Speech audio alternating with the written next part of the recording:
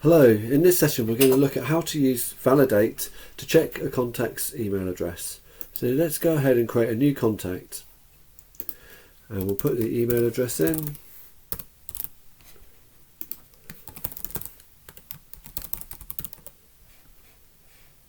And let's create them. So we're going into their contact, bringing up their contact record. And the first thing you'll notice within the contact record is we've got a new type of filter activity that we can filter on, which is Valid8. So if we include that in our, let's include all. If we show that, you can see that as soon as the contact was created, Valid8 automatically checked them, and it came back with a status of valid. At any time you can run a real-time validation of any contact's email address. So for example, if you had a contact that was in HubSpot before you installed Valid8, you could use this feature to check if their email address is valid.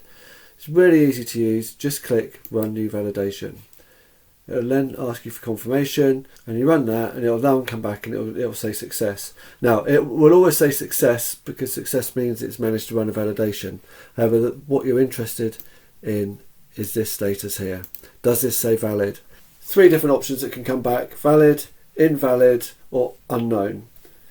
Valid means it's all okay. Invalid means don't mail that contact because it's a bad email address. And unknown or unverifiable, Valid8 hasn't been able to get a positive or negative answer from the server. Valid8 also updates two of its own specific properties on the contact record. So if we go into view all properties and we look here, we can see Valid8 properties. It stores the last date that email address, the contact's email address, was checked, and the status that came back. These fields are very important if you want to use Valid8 in workflows.